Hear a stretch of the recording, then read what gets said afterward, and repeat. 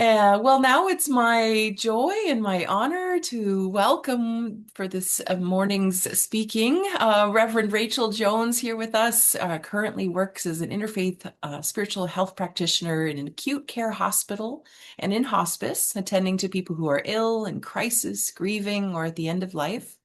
Rachel graduated from the Vancouver School of Theology with a Master of Arts in Public and Pastoral Leadership and Spiritual Care in 2025.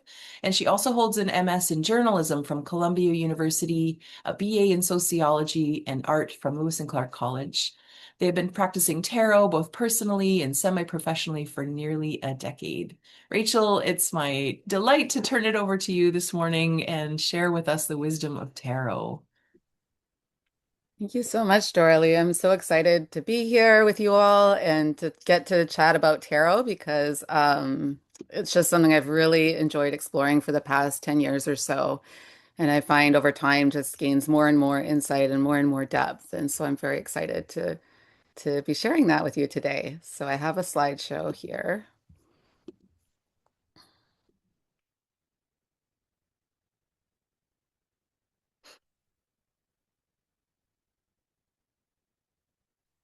So yeah, very excited to talk about the spirituality of the tarot. I first became interested. I think I've always kind of been intrigued by the tarot, and I think it's because I'm a very visual person. I think a lot in images. I relate a lot to pictures and imagery and art, and I find it a very meaningful way to engage, and especially when I'm looking in depth at something or trying to uncover something unconscious. I've always found that a very meaningful avenue into that kind of exploration.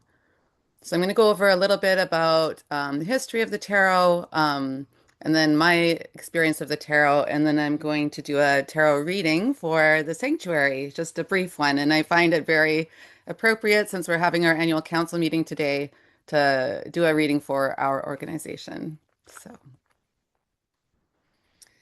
I'll start by just telling you a little bit about the tarot deck. So it's a suit or a deck of 78 cards. It has four suits of 14 cards apiece that are similar to the traditional playing card deck.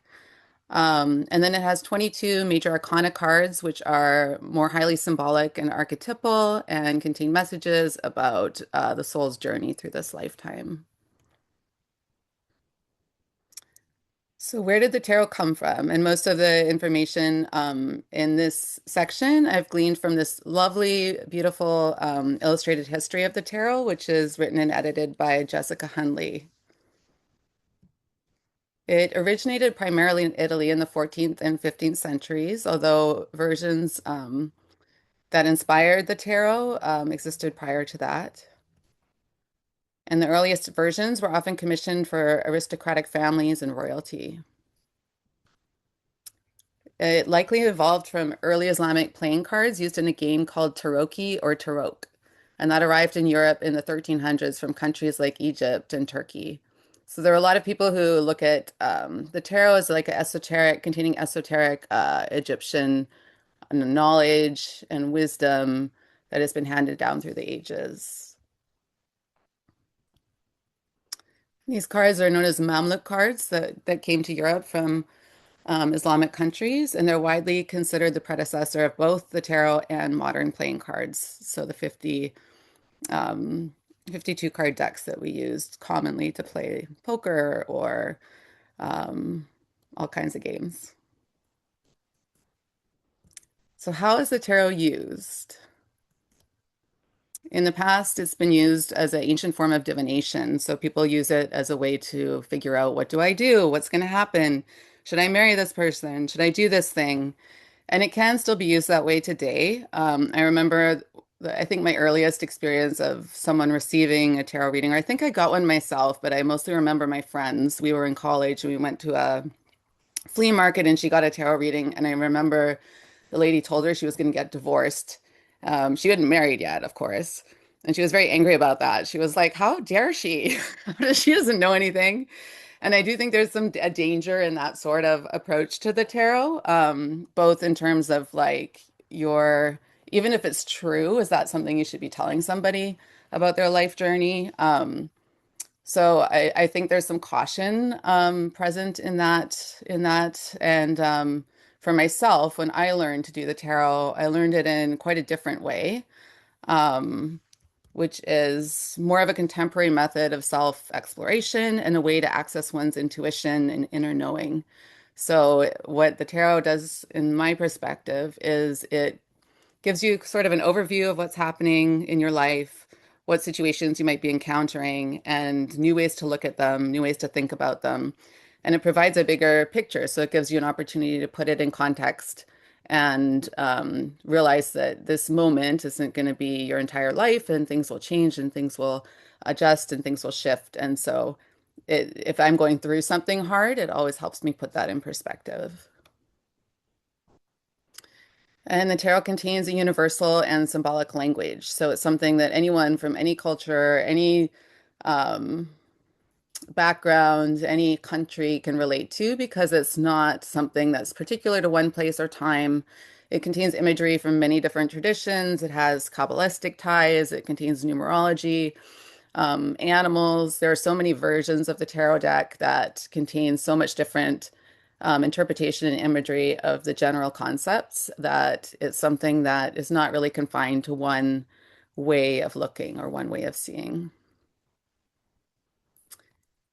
And it's an archetypal representation of the human journey. So, um, and when we're thinking about our lives and the choices that we make and the things that happen to us, it's a way to draw on that sort of larger self, to look into the tarot deck and the imagery in it and consider, well, what sort of archetype is present in the situation or in myself that is coming into play, and how might that influence what I decide or where I go or what I do.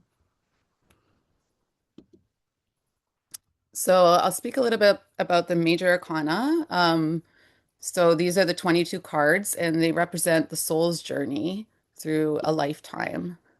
So whether that's growth, joy, suffering, the idea is that we move through all of these different stages to fulfillment and enlightenment. So, and of course, it's not just like a single path from one end to the other. It's there are ups and downs. We can be in like one more fulfilled or enlightened stage, and then we can fall back and have a new lesson to learn.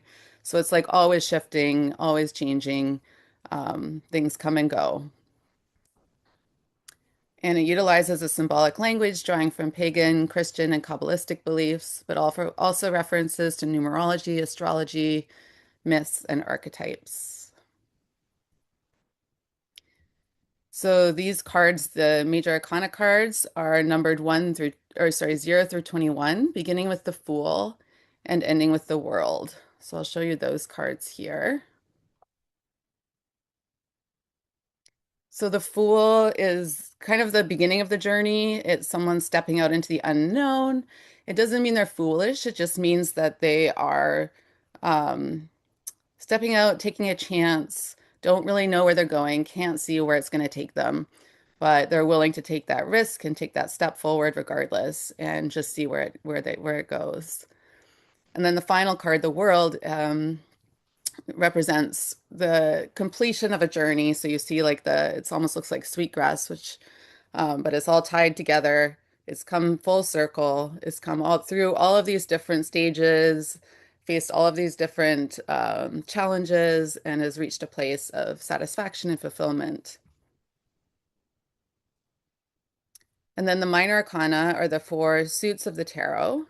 So these explore personal narratives with more nuance and detail. So they're a way to look at what are the nuances of this situation, what are the specifics, rather than sort of like a big archetypal message. They contain smaller indications of like, maybe you want to think about this, or maybe you want to consider this, or maybe you want to go that way. Or, for example, these cards are all aces, and aces typically represent a beginning. So when an ace shows up in a reading, it represents a new beginning.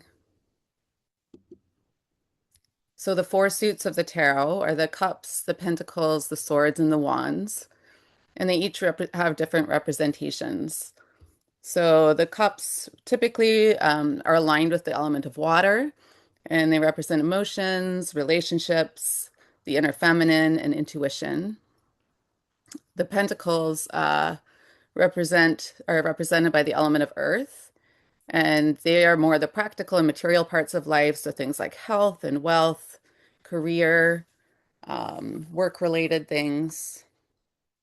And then the swords are affiliated with the element of air, and these represent intellect, decisive change, decision making, power, action, and change. And then wands are typically associated with the element of fire, and they represent creativity, growth, manifestation of your dreams, and willpower. So a lot of people will also read, there's meaning for the cards that go between 1 and 10, depending on their number. Like I mentioned, 0, the ace is a beginning, um, and 10 is seen as a kind of a card of completion or something coming to fruition. Fives are often a challenge or a conflict.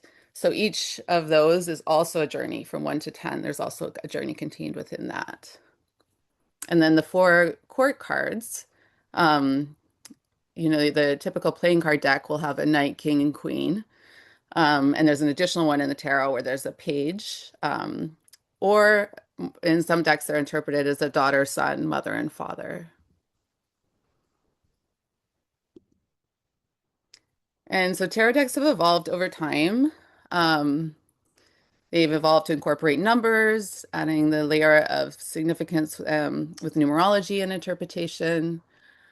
One of the most well-known decks, and the one that I've been showing imagery from, is the Rider-Waite-Smith deck, which is often called the Rider-Waite deck, and is commonly referred to as the original of contemporary tarot decks. So it shifted the decks that came before that by restructuring the order of the major arcana, and the older imagery, which contained like a pope and a papist, was changed to the Hierophant and the High Priestess. So it shifted some of the more religious and traditional European language and imagery to be more inclusive and archetypal. But yeah, most of the decks, this is the most common deck you'll see out there, and most contemporary decks are designed off of this deck.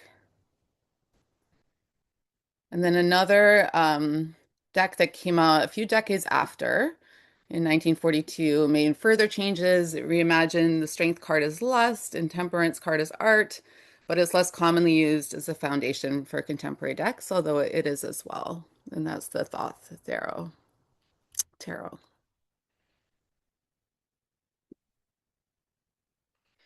So I thought I'd share a little bit about my journey with the tarot. So when I first started learning, I figured, knowing that the Rider-Waite deck was considered the original, I decided to start exploring with that deck. And so I got a book, I got a deck, and I started drawing 1 card a day and reading about it and just seeing how that applied to my day. So I always recommend that to people who want to start learning the tarot as a good way to do that. Um, and over time, I became more and more familiar with the cards. I started to see kind of relationships between the card that I drew and the events of the day. It gave me an opportunity to reflect on what had happened that day, a different way of looking at it. How might this card relate to the things that I had experienced that day? And then once I became more familiar with the cards, I started doing readings. There are different layouts you can do. So some people just draw 1 card. That's a reading that's commonly done. Some people draw 3 cards for past, present, and future. And then another common reading layout that I do involves 10 cards, and it's called the Celtic Cross. And that's a much more general reading. So I'll do that one for people just to give them like an idea of this is where you're at in your life. These are the things you're dealing with. And sometimes it has a focus, whether that's, work related or romance or where they're living, and that comes through in that, but it's kind of designed as a more general form of reading. So I did that for a number of years just for myself, and then I started doing it for some friends. And they were, who were interested, and I do it online for them. I would take a picture of the reading and write it out for them, or sometimes do it on Zoom. And they always found it really meaningful. And so I was like, well, I just want to keep going with this. So I took a class on the tarot, which opened up a lot more things that I hadn't considered. Um, like just the numerology aspect of it and things that hadn't quite understood before. Um, and then I always, they say that your deck or the deck meant for you is supposed to come to you. And so I was always like, even though I was practicing with the Rider-Waite deck, I thought to myself, like, one day I'm going to find my own deck, the right deck. And I don't know, I'll just know it when I see it. So, I've been to lots of stores, I've looked at lots of decks, and I was always kind of like, that's not it, that's not it. And then it was probably about 3 years later, 4 years later, after I'd started learning the tarot, that I was at a meditation retreat in Santa Cruz. And I finished the retreat and I was still in kind of like a quiet space. And so I just stayed at an Airbnb by myself to give myself time before I was traveling and went to see a bunch of friends and had to be very social again. And so I was just kind of quietly by myself in Santa Cruz and walked into the store. And there was this tarot deck called The Wild Unknown by Kim Krantz, which has become quite popular. And I saw it and I was like, oh, this is it. I know this is it. And part of me was like, this is 2018 and I thought it was $40. I was like, it's kind of expensive to spend $40 on a card deck. Should I get it? So I was like, well, I'm going to think about it. And if I still feel this way tomorrow, I'll come back and get it. So I did and I bought it. And I went to see my friends and I went to see my parents right after that. And a friend of mine had emailed me or mailed me a present out of the blue, and it was the archetype deck by the same creator, Kim Krantz. So it just seemed like, okay, this is right. This is the one I'm supposed to be working with. And so that's the deck I've been working with for the last, I guess that was, yeah, almost that was 2018. So quite a while. Yeah, so nearly 10 years, 8 years or so. Um, And they say with your deck, you're supposed to, treat it in a special way, that you're supposed to put it in a good place, keep it safely. When you use it, you're supposed to lay out a cloth first so that it's not like touching dirty surfaces. A lot of people don't want other people to touch their decks. So the idea is you develop a relationship with your deck over time so that it speaks to you in more depth and you relate to it as well. And it becomes sort of this language that you develop between the two of you. Um, and so that's kind of what I do with this deck. After I moved back to Vancouver, I decided to try reading tarot on the streets. So I was in theology school, which is, very heavy in an academic sense. And I was exhausted and I needed some extra money, but I didn't want to take on a job with a regular schedule. And so I decided to just set up a stand on the streets of Gastown in Vancouver and offer tarot readings, which I did by donation. And a lot of strangers would come, people off the cruise ships. I had a few regulars that would come back, and my schedule wasn't regular, so I was just sometimes there and sometimes not. And I found it really, and I could do my reading for school, when I was not reading for tarot for other people. I found it just, like such a joyful and intimate way to connect with strangers. I'd have people tell me things, they're very intimate stories. Yeah, I would just get a lot of meaning and connection out of it, and I could tell that they did as well. And so it just was a very kind of profound way to explore the tarot, and also because the readings that I'd done prior were for friends or myself. I knew about their lives. I knew who they were. I knew a little bit about what was going on for them. And these are total strangers who I knew nothing about. And so it was always very interesting to do a reading. And sometimes I'd be like, really? Is this what it's saying? And I would just tell them and they would be like, oh, that's very accurate, even if it doesn't sound positive. And that's the thing about the tarot, it doesn't lie. And sometimes people want it to. I had one man who really, I had a couple of people, one man and one young woman, both of whom really wanted a relationship. And they would come ask me about it. And I was like, well, it's saying that there's some things you need to work on and need to do on your own. And the one man was like, but he was like arguing back. He was like, but what if this or what if that? And I was like, well, I can draw a couple more cards and see what they say. And they would just say the same thing in a different way. And the young woman would come see me almost every time. Like if she ran across me on the street, she would come and do a reading with me about getting a boyfriend. And every time it would be like, nope, not now. Nope, not now. And so it was just a very, and I've had that happen with myself too. I'll do readings for myself where I'm like, oh, my hair is getting all wild. That's what happens. But I would even when I did readings for myself, it would be like something, an outcome or something that I didn't want. And so I would do it again and it would just say the same thing, but with different cards and in a different way.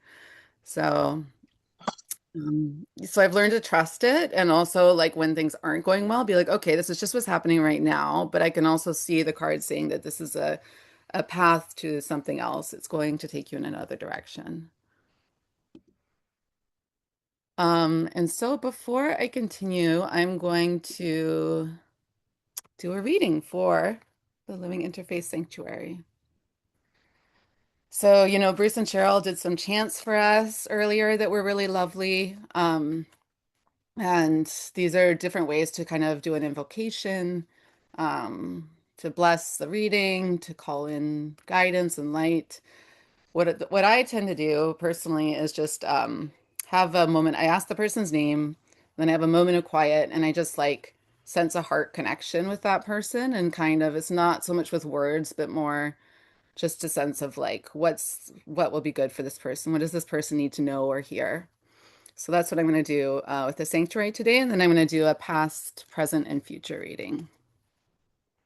So I'll invite you to join me in a moment of silence.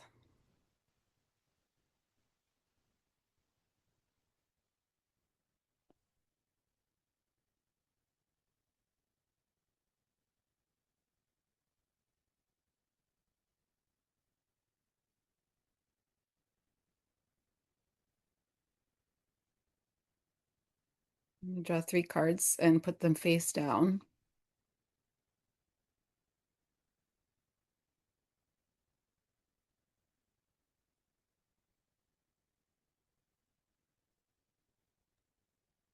Is there a way to change the camera angle so we can see the cards? You will when I'll hold them up when they're just face down right now, but these are the backs of them. So this is the first one, and this is the the Three of Pentacles. So the pentacles represent the practical aspects of life, so things like money, um, health, wealth. And this card typically represents coming together to create a strong foundation. It's funny because in the Rider Waite deck, this card is actually like 3 people building a monastery. And when I think about the sanctuary, especially with like Doralee and myself and Kathy, it's like, oh. And so this card typically or even with like if you think about living interfaith church and living the community sanctuary and living interfaith sanctuary, like there's so many threes that are in our history. So that's really interesting because I think it's saying that in the past we've built a strong foundation. So that's present. And yes, Carol, you had a question. I don't mean to interrupt, but I pulled this right before we started. Which is that one? I can't Three of see. Pentacles. Oh, it's Three of Pentacles. I Oh my pulled it right goodness. before the meeting started to see, sort of to guide me. Wow, that's amazing. Thank you, Just, Carol. yeah. That's lovely.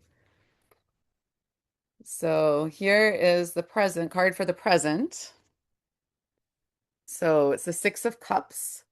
It's so funny too because our campaign, we just did a fundraising campaign about our last year's one was rooting for the future, and this year's one was planting seeds of hope.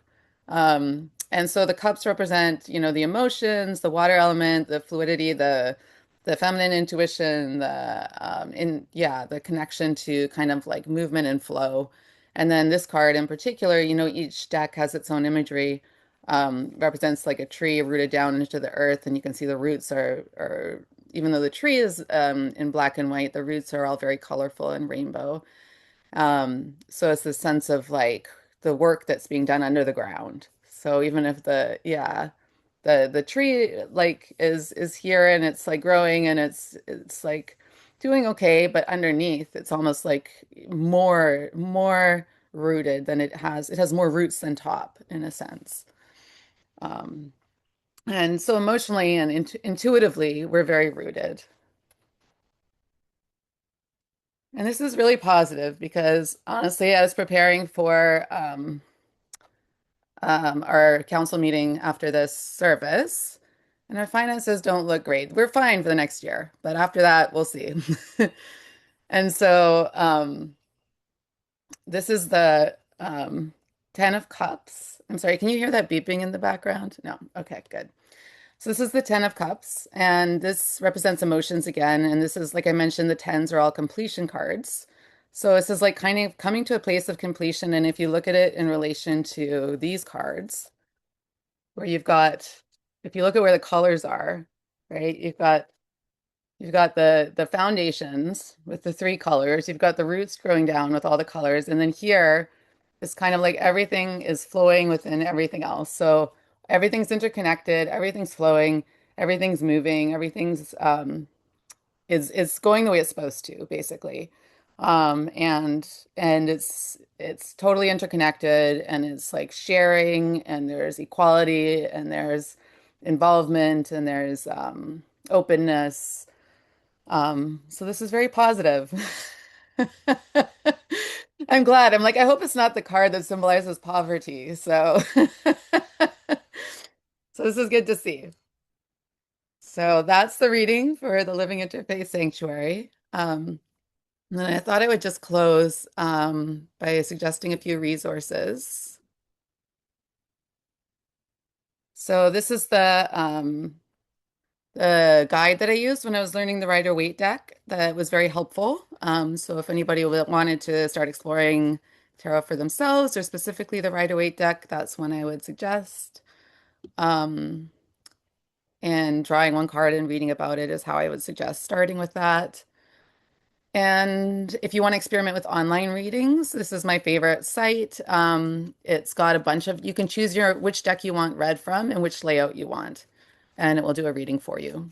So that's what I would suggest for that. Yeah, so that's everything for today. And thank you very much for being present and for being part of this community. Thank you, Rachel. Oh, that's so special. What a good reading for the sanctuary. I feel like we could spend some time talking even more about that and the kind of subtleties there than the linking of things. So